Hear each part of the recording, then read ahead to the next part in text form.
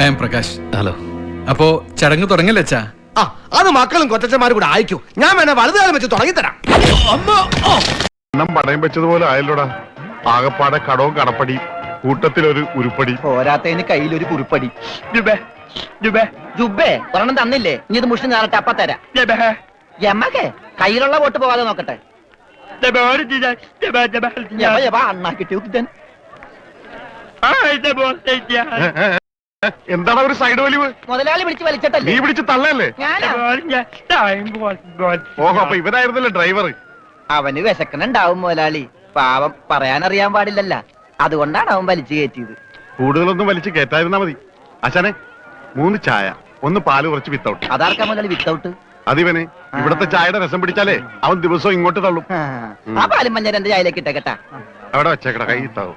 അല്ല മുതലാളി, എന്താ നമ്മുടെ ഭാവി പരിപാടി? എന്ത് ഭാവി? വർത്തമാനം പറയാത്ത ഈ ഭൂതത്തിന്റെ കയ്യിലാണ് നമ്മുടെ ഭാവി. ചായ എടുക്കാശനെ.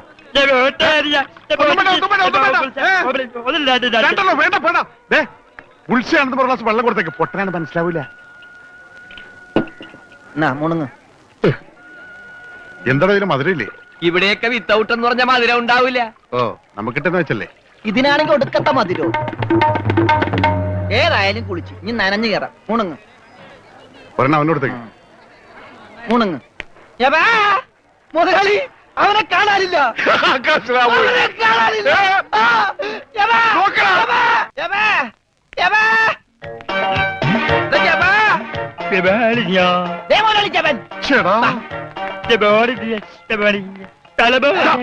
ഇത് പൊട്ടന്മാരി കളിക്കാനുള്ള സാധനമല്ല.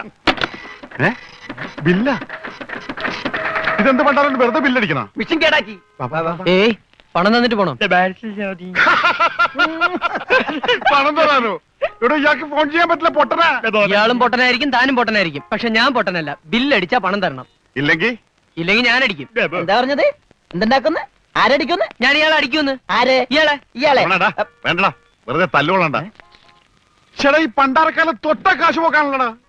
മുതലാളി, അവനെ പിന്നെയും കാണാണ്ടായി. നീ വിശ്രമിക്കാൻ പോടാ, പോയി നോക്കടാ.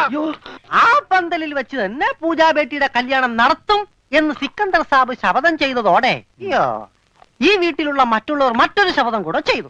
ഇനി പൂജാബേട്ടിയുടെ കല്യാണം കഴിഞ്ഞിട്ടേ ഈ വീട്ടിലുള്ള മറ്റാരെങ്കിലും കല്യാണം കഴിക്കൂന്ന്. അത് നന്നായി. പെട്ടെന്നൊരു കല്യാണം വന്നാ തുണി അലക്കി അലക്കി അലക്കി എനിക്ക് കല്യാണം കഴിക്കാൻ പറ്റാത്ത അവസ്ഥയാവും. പക്ഷെ പെട്ടെന്നൊരു കല്യാണം നടക്കും. എന്റെ എടോ, കല്യാണം കഴിക്കണമെങ്കിൽ മിനിമം താലി കെട്ടാനുള്ള ആരോഗ്യമെങ്കിലും വേണം. മിനിമം ഒരു പെണ്ണിനെയൊക്കെ താലി കെട്ടാനുള്ള ആരോഗ്യം ഈ ശരീരത്തിനുണ്ടോ? ഇല്ലെങ്കിൽ അവൾ എന്നെ പ്രേമിക്കോ? ദൈവമേ, ഈ ശരീരത്തിനോടും പ്രേമോ? അതേടാ, മേരാ പ്യാരി സോനാരെ. സോനാര് അതായത് എന്ന് പറഞ്ഞ തങ്കമേ. ഓ, അപ്പൊ തങ്കമ്മേതാ പെണ്ണിന്റെ പേര്? തങ്കമ്മ എന്നല്ലടാ പോത്തെ. തങ്കമേ സോനാരെ.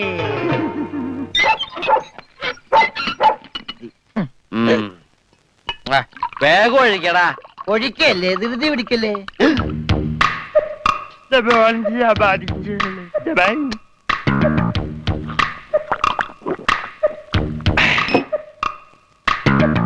എവിടെയോ എന്തോ ഒരു തകരാറ് പോലെ. തോണ്ടി നാക്കിന്റെ മർമ്മത്ത് തേക്ക്. അയ്യ, എന്തു ചെയ്തത്? ഇത്തിരി സോഡ കൂടി. ആ, ഒഴി ഒഴി ഒഴി. നിന്റെ അച്ഛന്റെ അച്ചാറ്.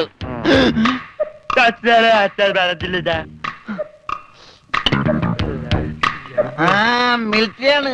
അപ്പൊ ഇല്ലാത്ത വെടിവെച്ചൊക്കെ കേൾക്കും.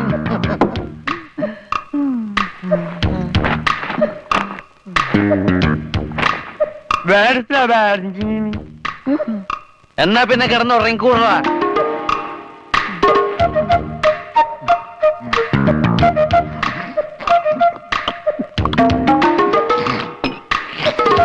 എന്ത് പറ്റി രമണ?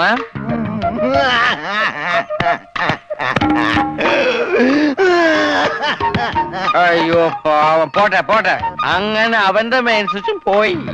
എന്താ ഇവിടെ ഒരു ബഹളം? ഒച്ച വെക്കണ പാട്ടി. വാ, നമുക്ക് സംസാരിക്കാം.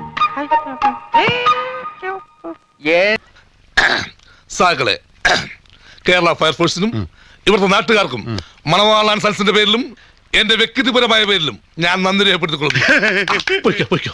നിക്ക്, ആരാടാ ഫയർഫോഴ്സിനെ വിളിച്ചത്?